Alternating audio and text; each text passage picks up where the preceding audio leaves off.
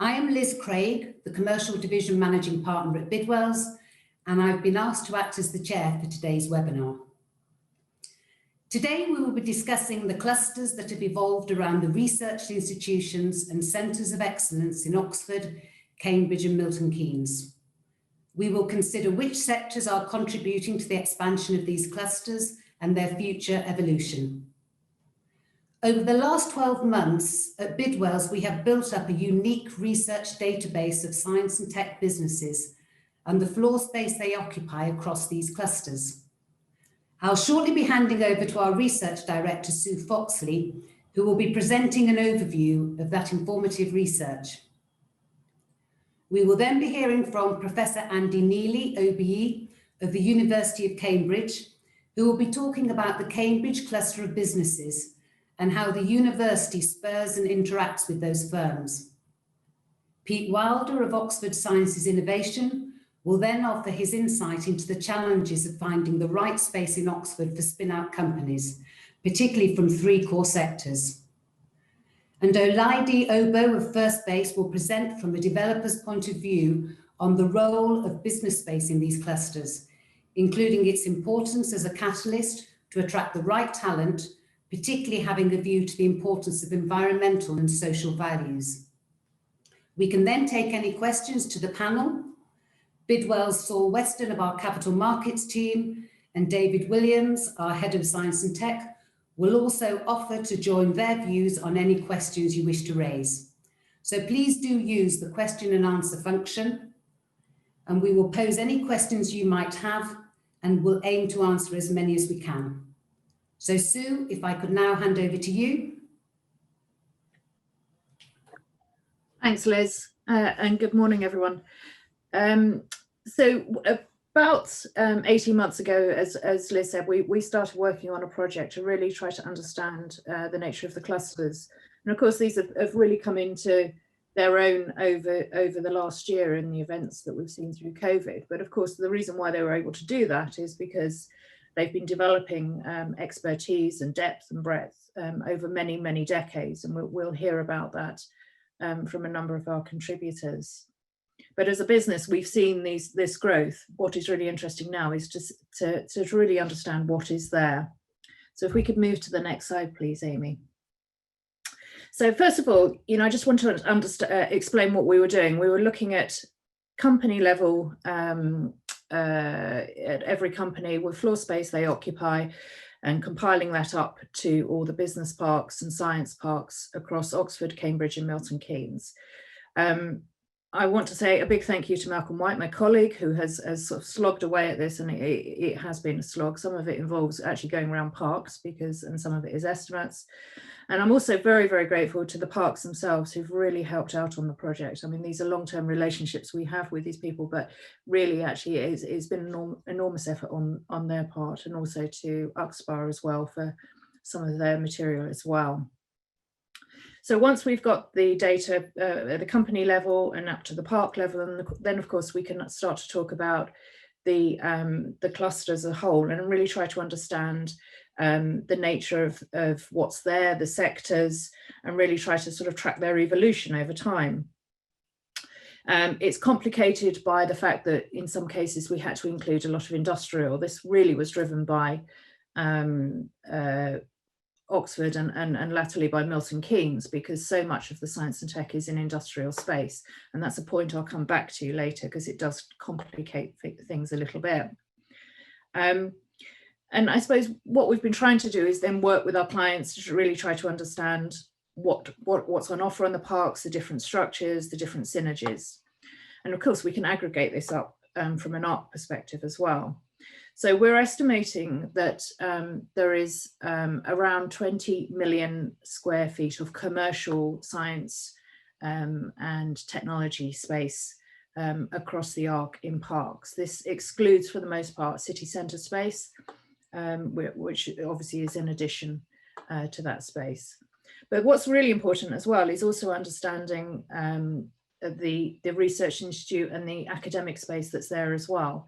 So we've got around 19 million square feet, and that's R&D space, not teaching space within the universities.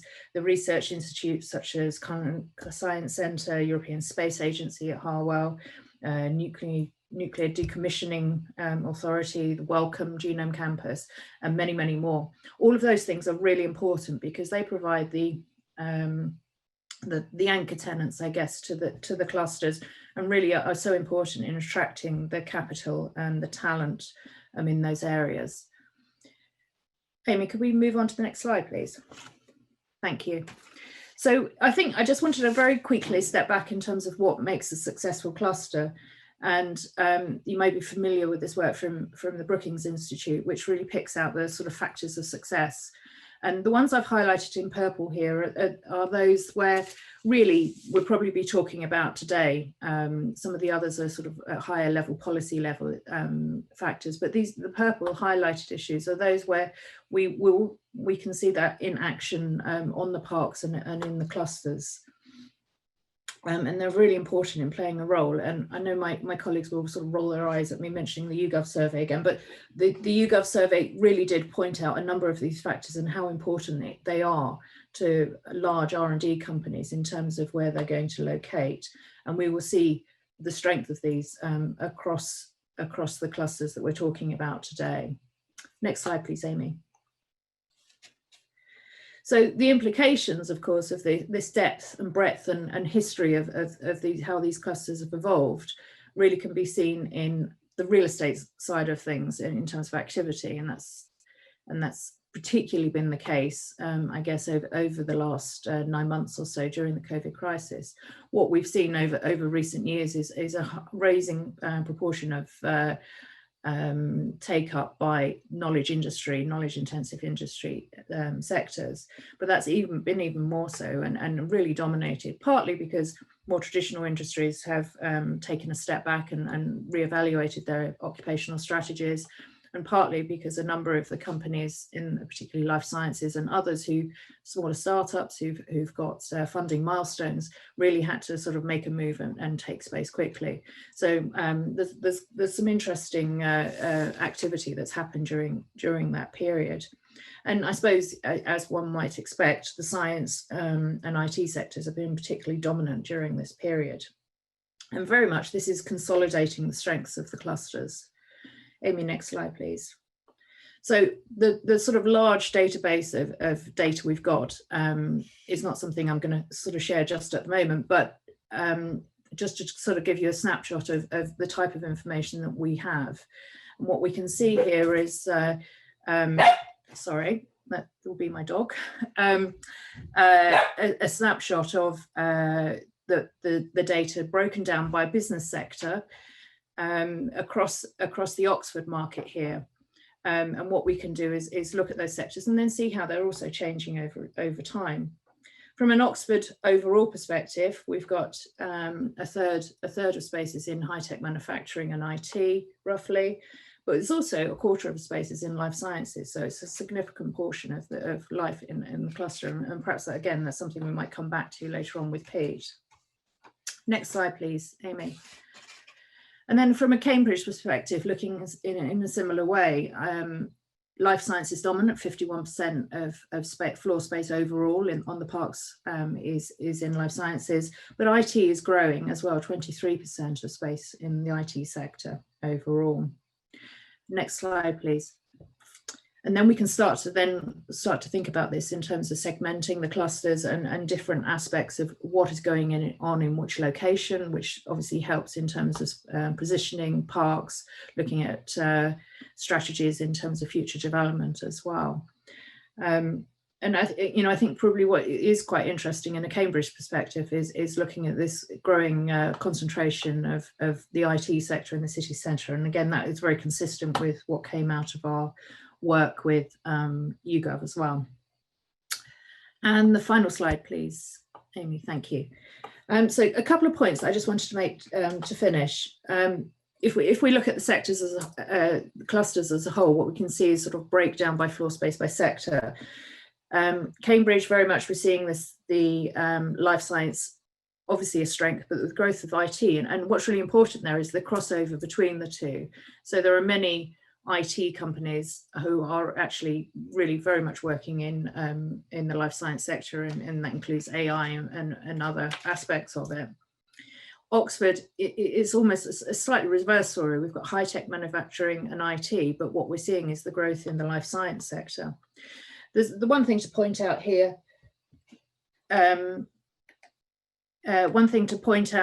Is the other section here. Now, I mentioned earlier that we had to include a large proportion of industrial space for Oxford because the shortage of space and the massive demand. Industrial space is being repurposed, and industrial parks are increasingly being repurposed for the science and technology sectors. So there's still a legacy of industrial space that is gradually being, I guess, priced out of the market and moving to other locations, and that's being transferred. So we've got a bit of a mixed picture, but that's in effect that's increasing the space as other parks come into the picture there. And Milton Keynes is actually not dissimilar to Oxford in that respect, in terms of its breakdown of its space. High value engineering, really important. IT, particularly around the city centre. We've seen Xero increasing its floor print recently. And we've got the university to come as well, which will open in 2023 with the specialisation in AI, robotics, and really will be reinforcing that cluster. So just a final point, one is just looking at the diversity of activities, and that really has come into its own during this COVID crisis, as we know, but also the fact the complementary clusters, the nature of that. Life sciences overall is about a third of the space, but the rest of the sectors are actually fairly evenly split. And that provides a strength, and including in that is actually an even split in terms of innovation space as well. So it's that collaboration and cross-sectorial innovation that really provides strengths, not only within the clusters themselves, but as a sort of arc whole as well. So that's me done. There's an awful lot of data behind there, so do get in touch if you would like anything more, and there'll be various papers coming out in the future. Thanks, Amy. Thank you very much, Sue, for that brief canter through some of our research on the cluster sector. I'm now going to hand over to Andy Neely, who will be talking to us about the Cambridge cluster of businesses. Over to you, Andy. Thank you, and hello everyone. So I'll just talk briefly about the Cambridge cluster and the links with the university. Just to give some facts and figures, these are pre-COVID, and clearly there's been movement with these that we may well come to in the Q&A session. But across the cluster, there's about 5,000 or over 5,000 knowledge-intensive firms, about 61,000 people employed. Total turnover is about 15.5 billion amongst those organisations. The breakdown, which really links back to what Sue was saying, about 790, so just under 800 knowledge-intensive service businesses, supporting 660 high-tech manufacturing, 440 life sciences businesses, and about 3,100 ICT businesses. And those that know the city will absolutely recognise that sort of southern cluster around the Babraham site, the Cambridge Biomedical Campus, where AstraZeneca is based, and so on, which is all around life sciences, and then the northern and western bit, which is about technology, and then increasingly around the station area, the digital piece. My role in the university is as Pro-Vice Chancellor for Enterprise and Business Relations. So basically across the institution, I look after everything to do with innovation, commercialization, startup spin-outs, and links with business. And when I came into the job, one of the things I was looking at was what are the ways the university supports, particularly entrepreneurship, innovation, startup spin-outs, and so on. Partly because the university's mission starts with the phrase contribute to society. So Cambridge is interested in making a difference in the world. And we do that through the research, we do it through the education and learning we provide, but we also do it at scale if we make sure the ideas that are developed in the university actually get out into the hands of people and change the way people live. So one of my favorite examples is Greg Winter. Greg Winter developed technology in the LMB, molecular biology lab, called monoclonal antibodies. Monoclonal antibodies, that particular technology now underpins 6 of the 10 best-selling drugs in the world, including a drug called Humira, which is the best-selling drug in the world. And if, Greg also won a Nobel Prize for the work, so it's a fantastic scientist, does really interesting work, really well respected. But actually, if all he'd done was publish papers in journals and had the accolades from his scientific community and his peers, that would be one thing. By taking those ideas out and commercializing them, we end up with a pipeline of drugs that affect the lives of millions and millions of people around the world. And really, that's what the universities are all about, is contributing to society. So how do we support that? Well, we've got about 40 or so initiatives across the university that support innovation and entrepreneurship. And if you just look at a list of them, you think that this makes, how on earth do I navigate these? How does this makes a coherent whole? But actually, I think there's an underlying organizing framework, which was not top down. It wasn't deliberate, but it's evolved over the years. And the way I describe the system is as follows: that at the base, you can think of a knowledge engine. So that's the researchers, some in the university, some in local firms and so on, but lots of creative people coming up with interesting, novel ideas, application ways of doing things. Cambridge has 316 patents per 100,000 residents, and the latest numbers that I've seen on this, and that's the highest in the UK, and more than the next 2 cities combined. So there's something going on about just this knowledge engine creating lots of interesting ideas. There are then 3 vertical pillars for me. So the first one is about support, and support is all about finance and intellectual property.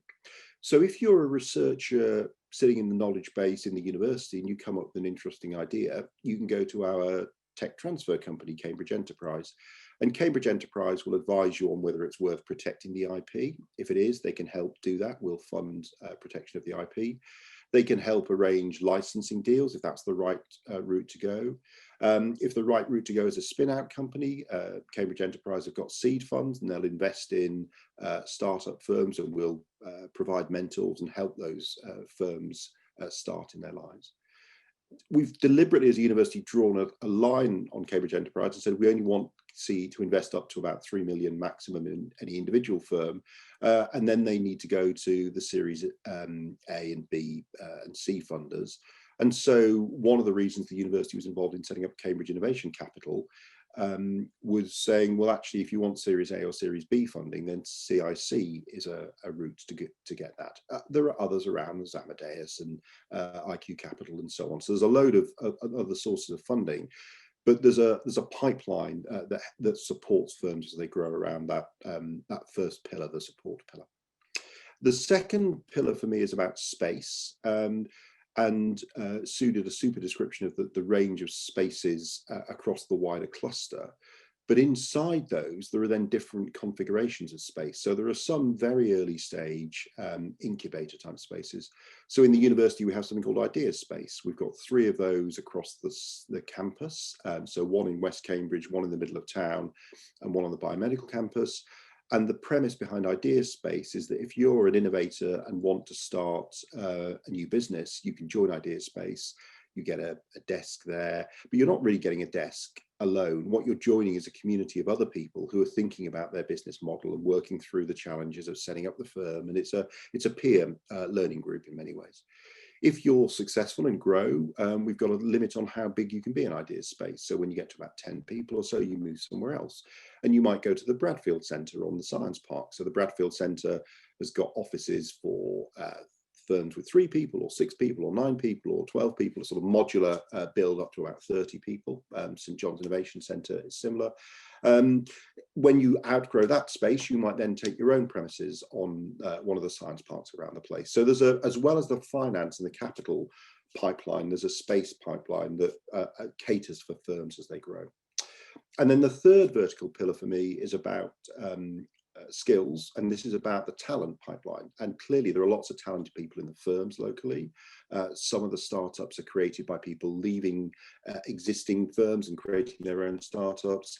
The university does a load of training through the business school and various other programs to support entrepreneurs in their journeys, both creating firms and then scaling them up, etc. So there's the skills piece. And then across the top, I often talk about Connected Cambridge, and Connected Cambridge is all the networks that exist. So in the university, we have something called EPOC. We have 4,000 postdocs in Cambridge University. They're not all going to go into faculty posts. A number of them would like to create their own startups and spin-outs. And so the EPOC was set up to bring together the entrepreneurial postdocs. So they've got a community to share ideas. We've got a Cambridge University Entrepreneurs Society, CUE, which is for both for undergrad and the postdocs. A lot of entrepreneurs come and talk to that about their life journey and the experiences they've got. If you're into IoT and sensors, you'd join Cambridge Wireless, and that will bring together all the people in the ICT type world. If you're into life sciences, you'd join One Nucleus, and that brings together all of the healthcare and life sciences people. And of course, there are connecting points between those networks. So that the networked nature of the city, I think, is incredibly important, because it means it's relatively easy to get to people who can help you with your early idea. And then those networks are reinforced with things like Cambridge Angels, who of course provide seed funding, as well as then more and more connections.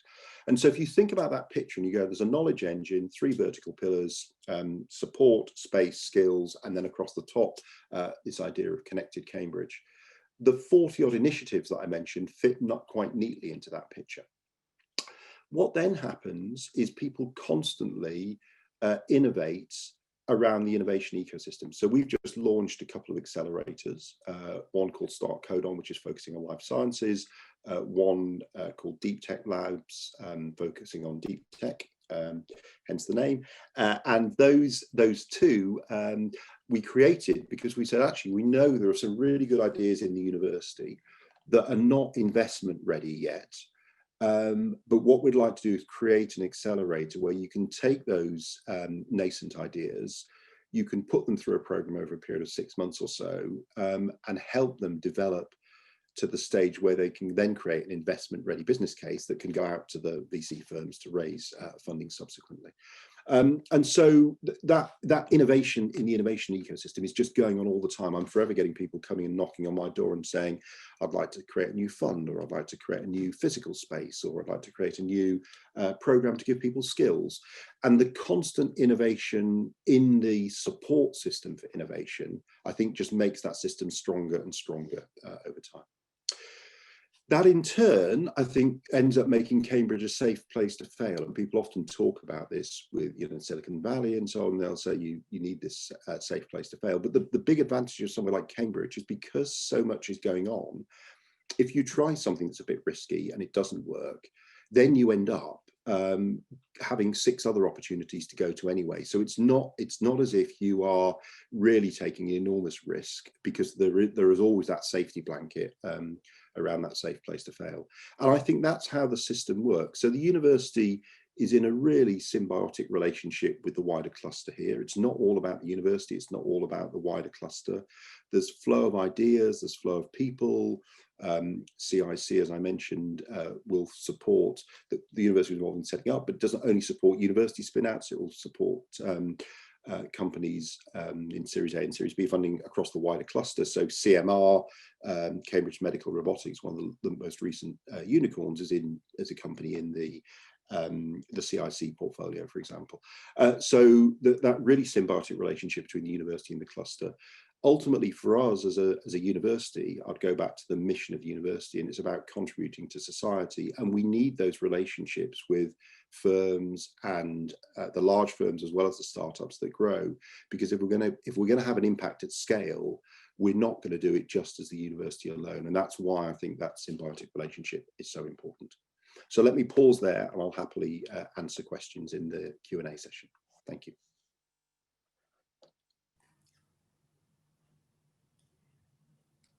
Thank you very much for that, Andy. I'm now going to hand over to Pete, who's going to talk to us about finding space for those Oxford spin-out companies. Thank you.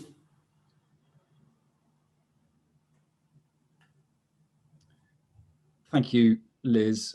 Yeah, it's a pleasure to be here today presenting to you. So just to introduce myself very briefly, my name is Pete Wilder and I'm the head of property at Oxford Sciences Innovation, which is a £600 million university investment fund whose mission statement is to enable Oxford scientists and entrepreneurs to build companies that solve the world's toughest problems. So pretty ambitious stuff. And my role there is to work with companies that have been through the process of spinning out and then need to start looking for their own commercial premises where they can start building the company, building their a group of employees and building their brand. So Amy, if we could go to the next slide, please. So this is quite a well-known chart now that plots the growth of Oxford companies since the beginning, I guess, with Oxford Instruments back in 1959. And I think, well, it speaks for itself, the growth over the last 5 years. OSI started back in 2015. And since then, with the funding that come with it, the rate of growth has been exponential in a good way, rather than the other exponential growth that we've seen over the last 6 to 9 months. So OSI started back in 2015. We now have around 83 companies, I think, at the last count. And other facts to throw around, I think there's now been $1 billion or pounds invested in OSI companies in the last since 1959, and I think over the last 5 years there's been more investment in Oxford companies than in the rest of history combined. So there's some pretty staggering growth going on in Oxford. Just overlaying that onto a property level, the biggest point I'd make here is that the delivery of commercial space in Oxford has not matched the growth of companies, and therefore Oxford is well behind in terms of trying to deliver suitable accommodation for its growing list of very important scientific companies. Next slide, please.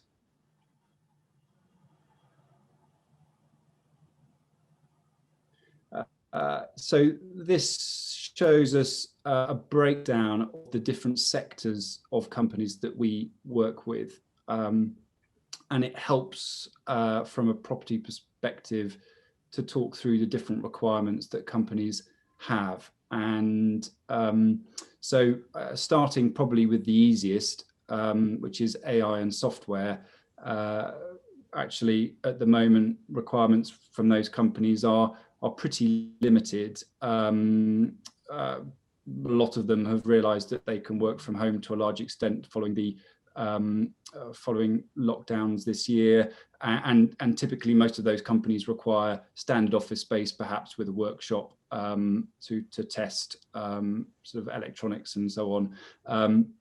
To the right, the deep tech teams are slightly more challenging and really tend to need sort of quite large spaces, and I'm making sweeping generalizations here because I have to, but need larger spaces where they can do noisy things and test things to the point of explosion and the like. And we've found that we can typically find suitable properties for them on the science park, the industrial parks that are dotted around the Oxford ecosystem. The biggest challenge that we have by a long way is for the life science companies, and we've got a number of challenges in Oxford anyway due to the lack of building stock of office space, but these companies require highly specialized buildings and that are typically needed sort of to be built bespoke for their needs, and they're very expensive to fit out. quite complex to deliver themselves, and that's probably the biggest blockage that we've got in terms of the sorts of buildings that we need for our science companies. So if we could go to the next slide, please. This is highly indicative, but I just wanted to try and talk through the differing requirements for companies of different ages. And of course, we find our companies in starting life in parks like Harwell or Begbrook and the surrounding areas beyond the ring road.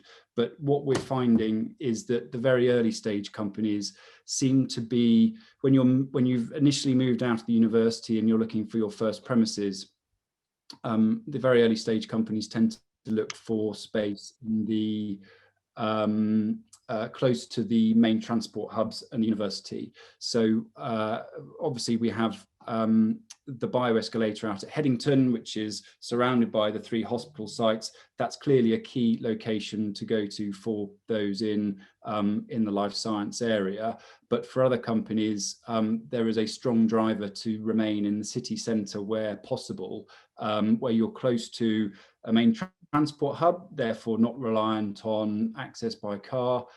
You're close to all the local amenities, the retail and leisure elements that are crucial in terms of building your company culture and your brand, and also critically access to the academics from the university buildings around it.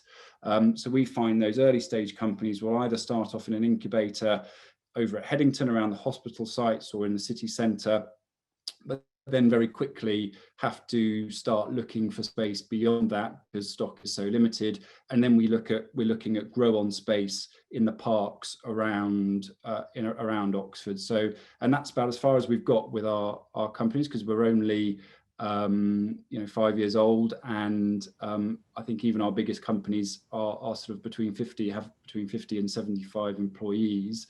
When companies are more established, they can look at the science parks as an opportunity for future growth, where it's easier to scale, and they can be among other like-minded companies. And I expect in due course, and probably within the next year or so, we'll see some quite big acquisitions beyond the ring road into the likes of Begbrook, Harwell, Milton Park, where companies have to move on again to seek further growth as they continue to scale. So that's all for me. Thank you, Liz. Thank you very much for that, Pete. It was quite an interesting insight into the occupier view. Now we're going to hand over to Olaide to give us the developer's perspective. Over to you, Olaide. Thank you so much, Liz. And thanks for the opportunity to speak to you today. I am Olaide Abo, as mentioned. I'm the Director of Partnerships at First Space. First Space is a mixed-use developer. We have over 20-year track record in delivering places in urban town centres. We've done work in London, in Brighton, and most recently in Bristol, Cambridge, and Milton Keynes. Our big focus is on major towns and cities where we can bring together a complementary mix of workspace, places where people live, homes, and importantly, the social spaces. I suppose, why do we think that's really important? I think for us, it's because we fundamentally believe that we take a people-centered approach to everything that we do. And we know that people want to be in vibrant, active places. They don't really like dull, uninteresting, quiet spots. We big focus on sustainability, working in town centres. We believe that we shouldn't negatively impact on the environment. So as a result, our focus is on, brownfield sites, maximising density, and also walkable places where people can, really minimising our impact. And I think most recently also supporting the recovery of towns and cities. As we all know, our town centres have been decimated largely by COVID, and also the different trends in the way people live and working and shopping. So creating much more vibrancy and activities in our town centres is something that's really important to us.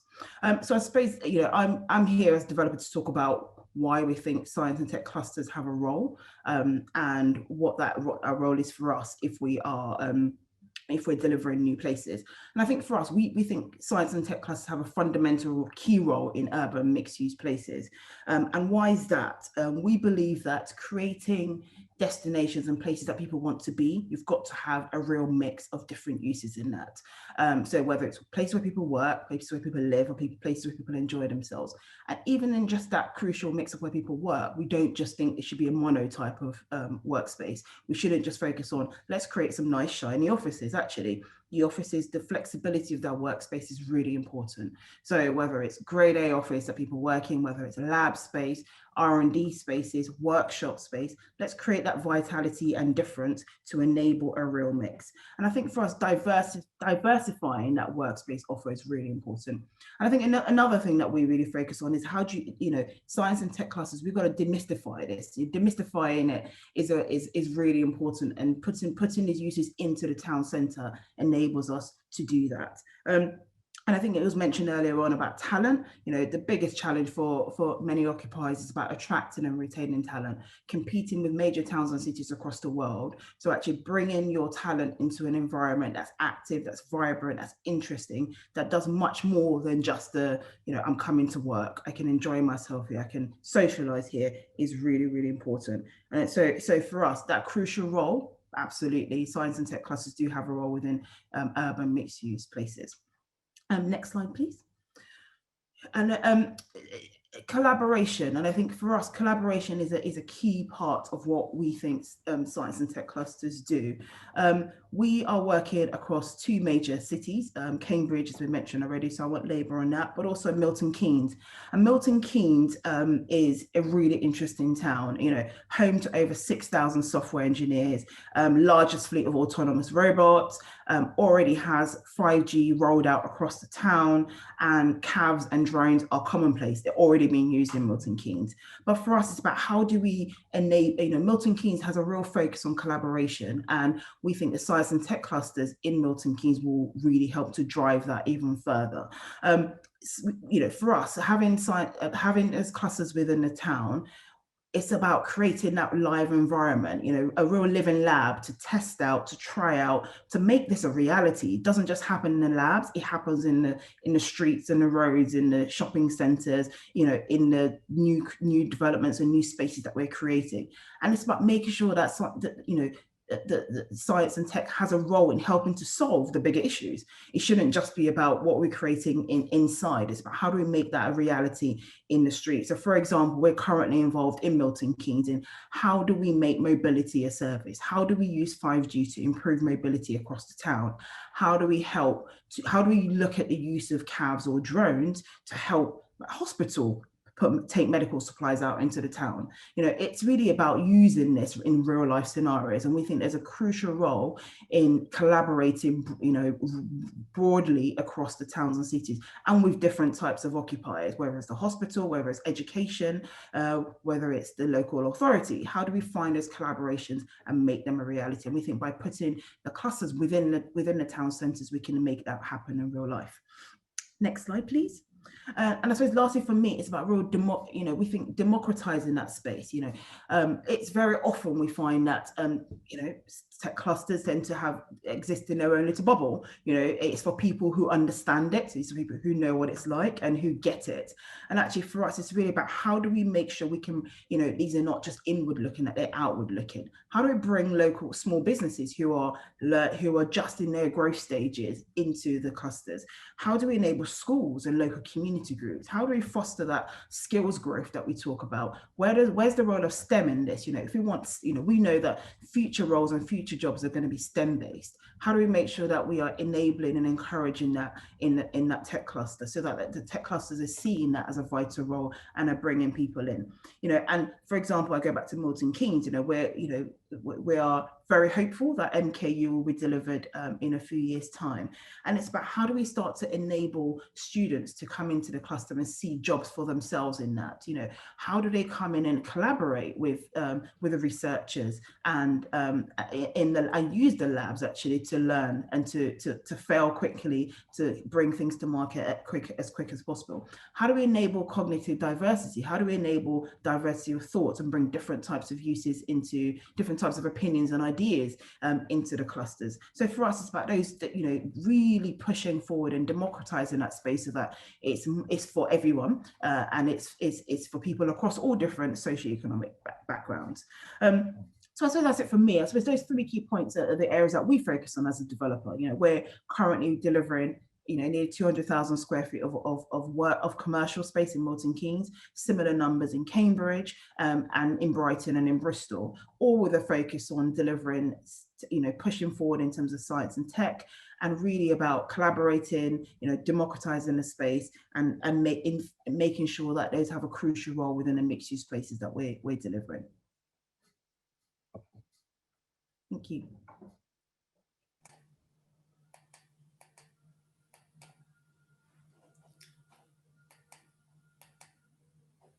Thank you. Sorry, I was just trying to get myself back on video. I've been told that I was on when I shouldn't have been on, so apologies for that. Right, thank you so much for that, Elidie, and thank you to all of our presenters today.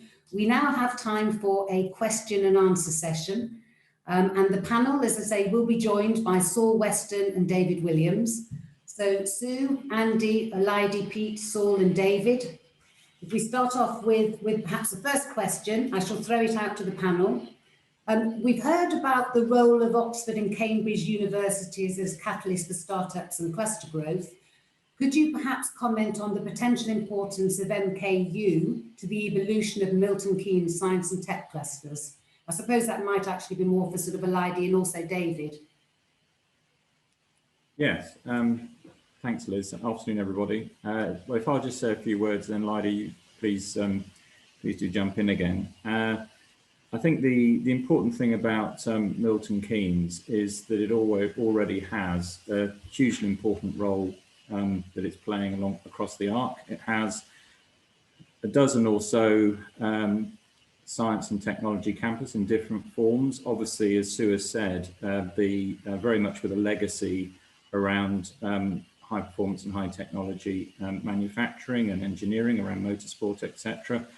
Silverstone and Cranfield and Millbrook, all notable cases. But the important thing to note is that there already is this diversity in science, and you see medtech manufacturing, and of course with the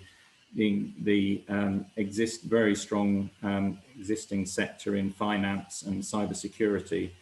With Cranfield, of course, having this diverse specialism across defence, again, cybersecurity, energy, environment, all those sectors, and probably transport systems, and probably others I've forgotten. So I think MKU coming in, I do view Milton Keynes, and that's why Bidwells has an office there. It already has a very strong and established commercial presence across the arc, and this is building on that. And it's very much around digital technology, as I understand it. Sue's already said that first student intake, I think, is planned for 2023, and it will build on that further. So build on those established sectors. Elidie, do you want to add to that? Not much more to add, to be honest. I think, for us, MKU is a game changer. It will bring a significant amount of students into the town. It's focused on two-year degrees is key, and also big focus on tech. It's changing the rule books in terms of the way people are going to learn, and really bringing in the business side of learning is going to be really important. So for us, it's an absolute game changer, and it will bring that activity and vibrancy into Milton Keynes. And as I mentioned earlier, in that live environment for learning, it's going to be crucial across the town. Thank you. The next question, although planned, is the lack of that direct train route between Oxford and Cambridge seen as a hindrance? Not sure who wanted to pick that one up.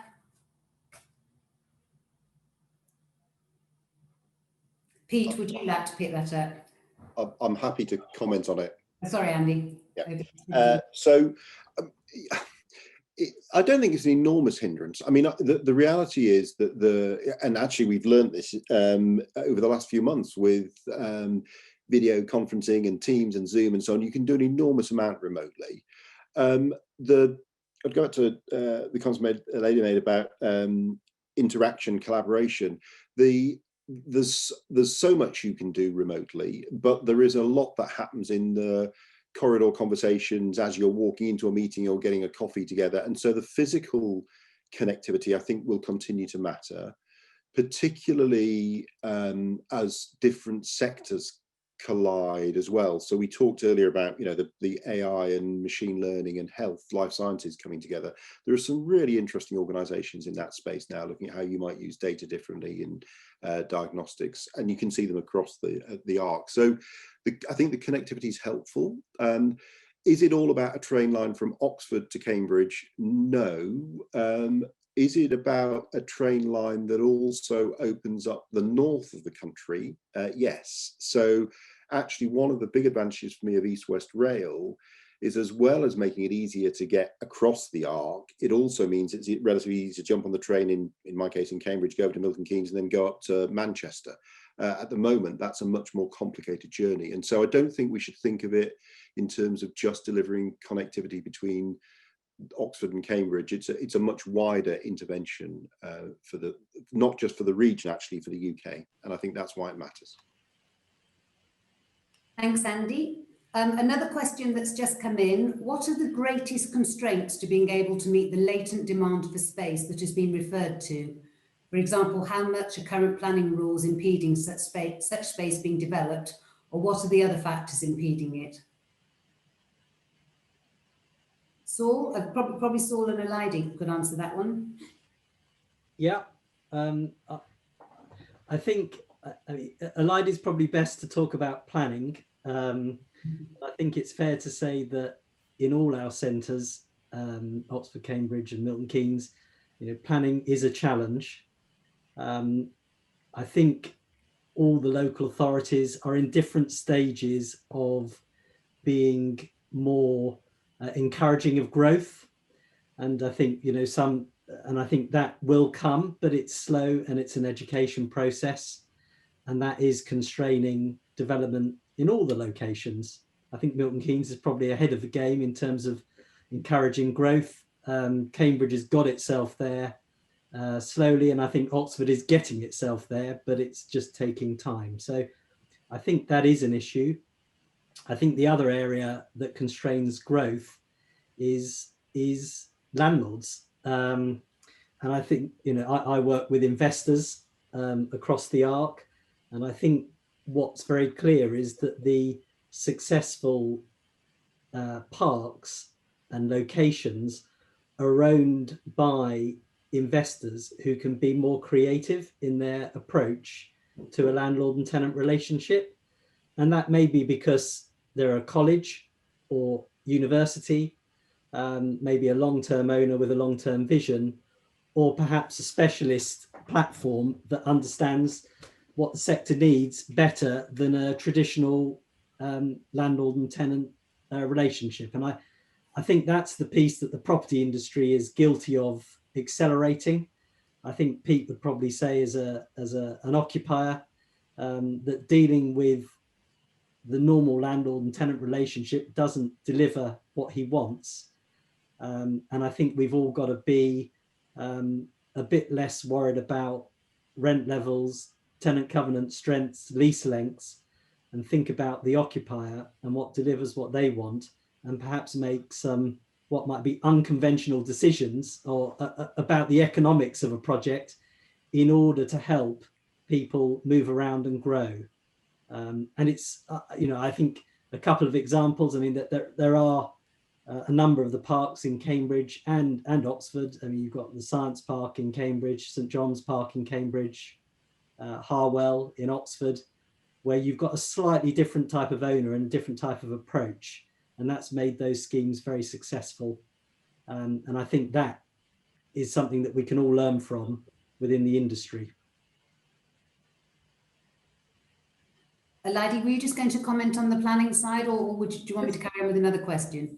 I can quickly mention on planning. I think for us, because we focus on urban town centres, less on the parks, the conversation with the planners is usually better received, because actually what we're trying to do is densify the town centre. Some of the challenges that we face is around where the balance is between homes and workspace, and lack of education about whether you can have labs in town centres. Absolutely you can. You know, you're doing it in King's Cross, is in White City, why can't it happen? So that's where some of the education needs to happen. But I think we have a better conversation, because actually what we're creating is activity, vibrancy, jobs, social value. All of those things matter alongside the physical delivery of the buildings. Thank you. A question's come in, which I think probably is a sort of joint one for Andy and Pete. How do these clusters that are so important to the UK economy remain competitive in a global context? I'm happy to start and then let Pete add to it. I think it's a really important issue. So for the university sector, it is absolutely clear that global competition is intense for faculty. So we're all looking for faculty who are really great researchers, come up with great ideas, can run interesting projects, also teach really well, communicate really well. I mean, we're looking for people with a variety of different skills, and the market for those individuals is global. And particularly with the rise of China and the investment that's going on in Asia, that's creating some really interesting dynamics actually in both the market for faculty and the kind of offers that faculty are made when they're setting up labs and things like that. So that's something we're all acutely aware of. The thing I think the UK has, we shouldn't underestimate the soft power that the UK gets through its education sector generally, and the number of international students that come to this country and then retain links with this country, both at undergraduate and postgraduate level. And actually capitalizing on those links, I think is really important for the UK. And so making sure that we remain a sort of open, inclusive, welcoming country. We're going through with, early next year, depending on what happens with deals and so on with Europe, we'll face a very different world for the UK. And we have to be outward looking, global in our orientation, and make sure we capitalize on some of the soft power links that we have. And then I think the final bit for me is actually, there are some really good success stories. It frustrates me when often you hear comments about, we better go and look at what's going on in Kendall Square. Better go and look at what's going on in Silicon Valley, because that's where the exciting things are happening. And why can't we have more Googles or Amazons or Facebooks in the UK? Actually, we've got some really brilliant examples here that we need to talk about much, much more publicly and much more loudly. I mean, that's partly why I mentioned CMR, Cambridge Medical Robotics, recently. They're doing some fantastic work around using robots in operations and healthcare, and a world-leading company in that domain. And we've got example after example after example actually in the UK, where we need to recognise the strengths on our doorstep, as well as what we can learn from other parts of the world. Pete, did you just want to add something? Yeah, I was just going to add that I think the quest or the search for talent is absolutely crucial to our companies and their ability to grow at pace. And Andy was talking in his main piece about the fact that Cambridge has got this fully grown ecosystem where investors and entrepreneurs and whole workforces are sort of being accommodated in the same space. And I think Oxford is trying to grow that right now, and therefore a lot of our focus for growing those companies fast, you have to get the very best people to start them, and then you need the best people to build around them. And because the science is so advanced, there might only be one or two people globally that are capable of driving that particular thing forward. So that is a real challenge, bringing people into Oxford and then growing a company around it. To overlay a property perspective on that, if there is not sufficient property, so for a company to see and be able to plan its growth from seed funding to A, B, and C, and will see property as a possible bottleneck and risk to it delivering its very important science, then it will have to look at moving to the likes of Boston, where, you know, the perception is that, you know, you can take the right building off the rack and you'll have the whole thing planned out for you. So it's a very thing, and I think there is global competition for talent. Thanks, Pete. Well, unfortunately and sadly, we are running out of time this afternoon. There are still some questions that we have, so apologies if we haven't answered your question, and we will try and do that sort of personally after the webinar. So it now just leaves me to thank all of our presenters today for such interesting and thought-provoking presentations, and also to thank them and all the panelists and also all the attendees for such a lively question and answer session. If you have enjoyed today's webinar, please do look out for further webinar invitations within our Under the Microscope series. And you may also be interested in our Unleashing the Arc webinar series, which talks about development across the Oxford, Milton Keynes and Cambridge growth corridors. Thank you all, and I wish you a happy lunchtime and a lovely afternoon. Thank you.